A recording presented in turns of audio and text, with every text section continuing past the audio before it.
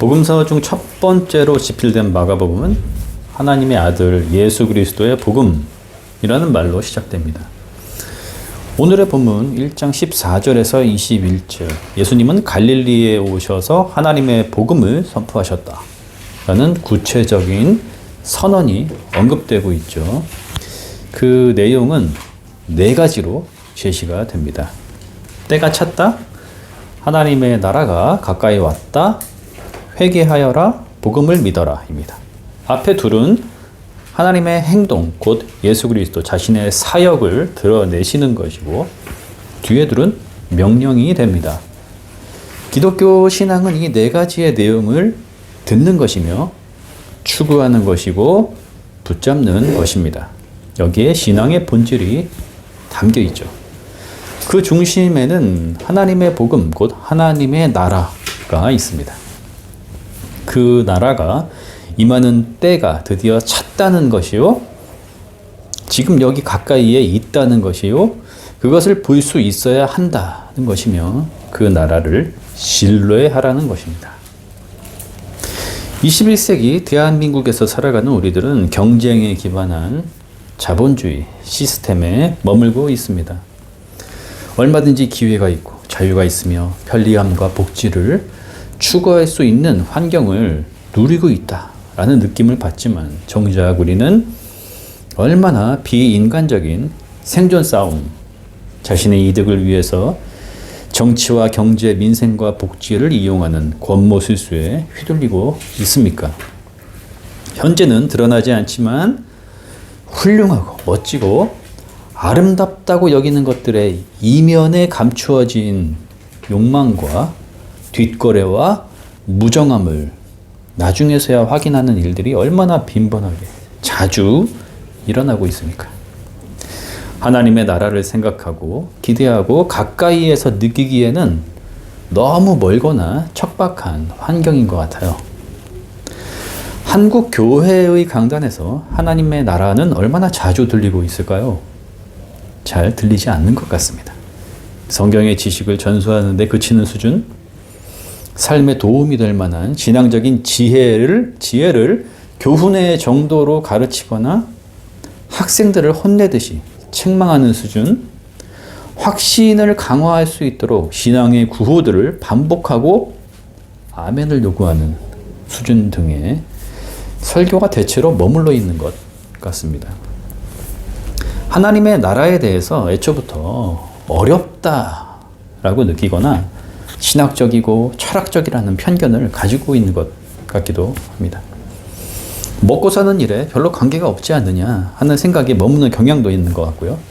하지만 하나님의 나라는 우리의 믿음의 대상이신 예수 그리스도께서 전하신 복음의 중심이고, 기독교인들의 현재 그리고 미래, 즉 종말에 대한 기대 그 자체를 의미하기 때문에 교회 강단과 일상에서 언제나 가장 중요한 화두가 되어야 합니다.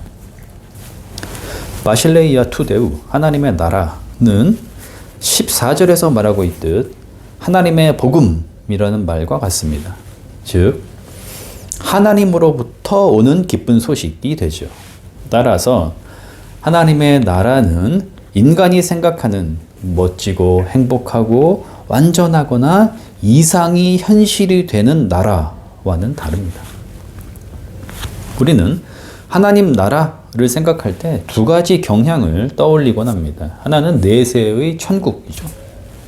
죽은 다음에 가게 되는 천국을 하나님 나라와 동일시하는 경우입니다.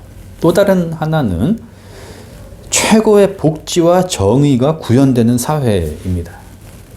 인류는 지난 역사를 통해 이러한 이상적인 공동체 혹은 나라로서의 유토피아를 실현하고자 했지만 지속되지 못했습니다.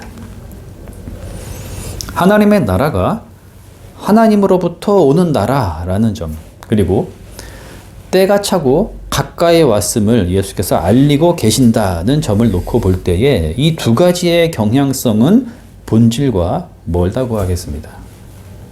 하나님 나라의 주체는 그것을 가지고 오시고 역동적으로 일으키시며 완성하실 하나님이시기 때문입니다. 다시 말해 우리에게 자신을 드러내시는 하나님, 곧 예수 그리스도를 통해 하나님의 나라가 역사 가운데 들어왔고 그분의 사역을 통해서 그 정체가 드러났으며 그분으로 인하여 지금 여기 가까이에 임하여 있고 마지막 때 생명 완성의 모습으로 완전히 임하게 되는 나라이죠. 우리는 하나님이 계시고 하나님의 나라가 따로 있다라는 생각을 하기가 쉽습니다. 하나님이 어떠한 방식으로 운영하시는 나라구나 라는 생각이죠. 그럴 경우에 하나님의 나라와 하나님이 분리가 되게 됩니다. 하나님의 나라는 곧 하나님이라고 생각해야 합니다. 하나님은 하나님의 나라, 즉 하나님의 통치로서 지금 여기에 가까이 임하여 계시고 하나님이 완성하실 소망의 미래에 우리와 함께 하실 것입니다. 하나님의 나라는 알기 쉽게 설명할 수 있다거나 이거다 저거다 말할 수 있는, 그래서 어떠한 혼동이나 어려움을 느낄 필요가 없이 간단 명료하게 전할 수 있는 대상이 아닙니다. 요한복음 6장에 예수님의 말씀을 듣던 이들이 어렵다, 어떻게 이해할 수 있겠냐라는 불평을 늘어놓았고 많은 이들이 떠나갔다라는 언급이 있습니다. 이때 주님이 너희도 가려느냐 물으셨고 영생의 말씀이 주께 있사오니 우리가 누구에게로 갈 수 있겠습니까? 이러한 베드로의 유명한 신앙 고백이 있었죠. 인간이 하나님의 나라에 대해서 어려움을 느끼는 것은 당연한 일입니다. 지금 여기 우리가 살아가는 이 세상의 질서, 길들여진 구조와 다르기 때문이고 인간의 기대나 이상과도 다르기 때문입니다. 그러하기에 내가 그것을 안다, 이러이러하면 이렇게 행동하면 된다라고 말하는 것은 무리수입니다. 인간이 할 수 있는 일은 예수 그리스도의 말씀을 통해, 여기서 말씀은 예수 그리스도를 드러내고 있는 구약의 증언들, 주님의 삶과 인격, 제자와 증인들이 고백하는 주님을 향한 증언 모두를 포함하는 것입니다. 그 말씀을 통해서 하나님 나라의 실체를 바라보고 기대하고 추구하며 소망하는 것입니다. 어느 누구든 신학자이든 목회자이든 평신도이든 동일합니다. 특별히 주님이 말씀하신 비유들 속에 하나님 나라의 비밀이 담겨 있죠. 씨를 뿌리는 농부의 사정에서, 포도원 주인이 일꾼들을 부르는 사정에서, 탕자의 아버지가 아들을 사랑으로 받아들이는 모습에서, 혼인잔치의 식탁 그리고 참여를 준비하는 이들의 상황에서, 달란트를 받아서 선용하는 이들의 관점 등에서 하나님 나라가 드러나고 있습니다. 그런데 이러한 하나님 나라의 사정은 때가 찼고 지금 여기에 가까이 임한 모습이기 때문에 확정적인 것이 아니라 여전히 진행적이며 역동적이라는 사실이 중요합니다. 때가 찼음은 하나님이 육신을 입으시고 이 역사 가운데 예수 그리스도로 오셨다는 것을 의미하죠. 이제 하나님의 통치, 하나님의 다스리심은 인간에게 그저 추상적이라거나 두렵고 대면할 수 없는 것이 아니라 우리와 동일한 인간의 삶 속에서, 아기와 유아와 청소년과 성년의 삶에서 우리가 바라보는 이 자연 현상과 살아있는 생명체들, 우주의 삼라만상을 통해서 개인의 삶의 영역과 공동체의 자리에서 볼 수 있고 경험할 수 있게 되었습니다. 그것이 가능하게 된 것은 제대로 볼 수 없게 만들었으며 유한하면서도 제한적이기 때문에 소외감과 박탈감으로 우리를 움츠려들게 만들었다. 결국에는 절망적인 현실을 받아들일 수밖에 없도록 몰아가던 그 원인, 즉 죄와 죽음이 극복되어졌고 결정적으로는 예수 그리스도의 십자가 사건을 통해서 완전히 폐기되었기 때문입니다. 주님은 생명의 근원이시기 때문이죠. 이러한 하나님의 나라가 예수 그리스도를 통해 임하였는데 동시에 가까이 왔다라고 성경은 증언하고 있습니다. 가까이 왔다는 것은 지금 여기와 거리가 있다는 것이죠.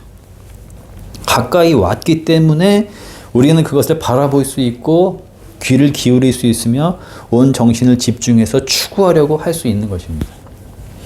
그렇지만 소유한다거나 확정짓는다거나 명확한 실체를 알 수 있는 것은 아니죠. 가까이 왔다라는 동사에서 쓰인 헬라어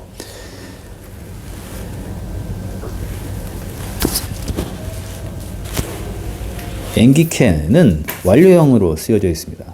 이 앵기케는 진행적인 동작을 의미하고 있네요. 즉 가까이 왔는데 그것이 역동적인 운동성을 지니고 계속적으로 진행되고 있으며 인간은 거기에 이끌리게 되는 상태를 의미하는 것입니다. 어쩌면 우리 인간의 차원에서 하나님의 나라를 이해하고자 하는 핵심이 바로 여기에 있다고도 볼 수 있습니다. 1세기 바울이 살아가던 세계에서 자신의 모습을 뚜렷하게는 아니지만 어느 정도 실체를 볼 수 있게 해주었던 청동 거울을 두고서 바울은 이렇게 하나님 나라의 소망을 설명하고는 했습니다. 지금은 이 모든 것을 이 청동 거울의 빛남에서 보듯이 희미한 실체로 보고 있지만 그때에는, 즉 예수 그리스도께서 생명과 역사를 완성하시는 그때에는 서로가 대면하여 보듯 완전한 실제로 보게 될 것입니다. 지금 우리들은 예수 그리스도를 증언하는 사도들의 고백을 통해서, 성경을 통해서, 교회를 이끌어 가시는 성령님의 주권을 통해서 하나님의 나라를 바라보고 귀를 기울이고 온 정신을 집중해서 추구하고 있는데, 주님이 재림하실 그때에 하나님의 나라는 완전하게 임하게 된다는 것입니다. 이러한 하나님의 나라에 집중하기 위해서 주님은 두 가지를 명령하고 계십니다. 회개하는 것과 복음을 믿는 것입니다. 헬라어 메타노이아, 이 회개는 돌이킴을 의미하죠. 우리는 이러한 행동과 저러한 생각들을 뉘우치고 반성하는 것을 회개하는 것으로 이해하고는 합니다. 하지만 기독교의 회개는 교양과 시민의 인격의 수준 정도에 머물러 있지 않습니다. 기독교인이 아니더라도 자기 반성에 민감한 사람들, 사회 정의나 공익에 민감한 사람들도 높은 수준의 도덕적인 삶을 추구하는 경우가 많습니다. 기독교의 회개는 히브리어 슈브라고 하는 단어, 즉 예언자들이 이스라엘을 향해서 하나님께 돌아오라 외치던 선포와 그 의미가 맞닿아 있습니다. 하나님을 향한 돌이킴, 하나님께로 돌아감, 온전히 하나님께 집중함, 이것이 기독교의 회개입니다. 자기 성찰이 아니라는 거죠. 그렇다면 하나님의 통치가 미치는 모든 영역, 곧 개인의 일상과 교회, 공동체와 사회, 생태와 우주를 바라보는 관점까지 모든 영역에서 하나님께 집중하는 것, 이것이 회개, 회심, 거듭남이라고 할 수 있습니다. 사정이 이러하니 나는 무엇이 잘못됐고 어떤 걸 고쳐야 하며 내일부터는 이렇게 행동해야 해 라는 강박에 시달리는 것이 우리에게 필요한 것이 아니라 실상 이러한 행동의 패턴은 반복될 수 없다는 것을 잘 아실 것입니다. 지금 여기 우리와 함께 계시는 하나님을 낯설게 느끼는 하나님 경험이 필요합니다. 그게 구체적으로 뭘까요? 생활에서 한 예를 들어보죠. 사물과 대상을 전혀 다른 깊이에서 바라보는 것입니다. 생명을 주신 하나님이 생명의 특징이라고 할 수 있는 살아있음과 환희 그리고 아름다움의 깊이로 하나님이 창조하신 이 지으신 이 세계를 우리가 바라볼 수 있도록 우리의 눈을 열어주고 계신다는 그 사실에 놀람으로 마주하는 것입니다. 제가 지금 이론이나 이상적인 말들을 늘어놓고 있는 게 아니라 이미 우리의 삶 가운데 가까이 있던 신비요, 우리가 보고 듣고 만질 수 있는 현상들이었습니다. 그것들을 살아있음, 즉 생명의 깊이로 경험하는 것이죠. 하나님은 생명의 근원이시며 인간의 몸을 입으시고 우리와 더불어 그 생명을 누리셨다는 사실에 놀라움과 새로움으로 우리의 몸과 영혼이 깨워지는 것입니다. 물을 마시는 기쁨, 이 물이 존재하게 하시는 창조의 하나님의 놀라우신 섭리, 물을 느끼는 촉감을 낯설게 경험하는 것이죠. 저는 얼마 전에 밤비행 중에 그래비티라는 영화를 보았습니다. 우주 공간에서 지구를 바라보면서 위성을 수리하던 우주 비행사들이 사고를 겪게 되고 치열한 사투 끝에 한 명만이 지구로 귀환하게 되는 그런 영화였는데요. 영화 곳곳에 우주에서 지구를 바라보는 감상들이 언급되곤 합니다. 작고 푸른 별, 해가 뜨고 지는 그 표면에 드리워지는 황홀한 색감들, 적막하고 낯선 우주 공간에서 그들은 자신들의 동네와 아이들을 떠올립니다. 하나님이 지으신 우주, 그 무수한 별들 속에 있는 이 작은 지구, 우리의 삶의 터전과 교회의 일상, 그 모든 것이 이 지구에 담겨 있다는 것이 얼마나 낯설고 신비스러운 일입니까? 회개하는 것과 복음을 믿는 것은 동시적인 일이라고 할 수 있습니다. 직장의 바쁜 일들, 해야 하는 많은 일들, 육아와 시험과 취업과 자기 개발 등에 소진되는 삶의 에너지들을 간과할 수 없다고 하더라도 우리의 세계관과 삶의 중심에 하나님이 계신다는 태도가 굳건하게 일관성을 가진다면, 즉 회개를 통해서 삶이 전환되었다면, 역동적인 하나님 나라의 이끌림에 현재를 맡겼다면 복음을 믿는 일은 이미 일어난 것이고 지속되고 있는 것입니다. 믿음은 자기 확신이 아니라 신뢰이기 때문입니다. 나는 1 더하기 1이 2라는 것을 믿어. 나는 너가 배신하지 않으리라는 것을 믿어. 나는 내 촉을 믿어. 라는 말에서 사용되듯 당연한 수긍 혹은 자기 확신이 기독교에서 말하는 믿음의 참 의미가 아닙니다. 믿음은 나는 예수 그리스도께서 죄와 죽음에서 우리를 해방하신 생명의 능력이심을 신뢰합니다. 우리는 하나님이 세상을 창조하셨다는 것과 종말의 예수 그리스도로 다시 오심을 신뢰합니다. 하나님은 인간의 의심과 약함과 두려움과 죄의식마저 완전하신 사랑으로 덮어주시는 은혜의 아버지가 되심을 전적으로 신뢰하오니 저희를 구원해 주십시오 라는 의미, 즉 전적으로 주님을 붙드는 행위입니다. 주현절은 예수님이 세례를 받으시고 공생애를 시작하시면서 하나님의 신성으로 자신을 드러내셨음을 고백하는 절기입니다. 오늘 우리는 주현절 세 번째 주일을 맞이하고 있습니다. 교회력에 따라 오늘 주어진 본문 속에서 주님은 하나님 나라를 선포하신 이후 첫 제자들을 부르고 계십니다. 자신의 상황과 현재를 내려두고 예수님을 따라가죠. 그들은 곧 그물을 버리고 예수를 따라갔다입니다. 어제와는 조금 전과는 완전히 다른, 자신도 주체하지 못하거나 통제할 수 없는 어떠한 상태로 뒤바뀌었다는 것이 아닙니다.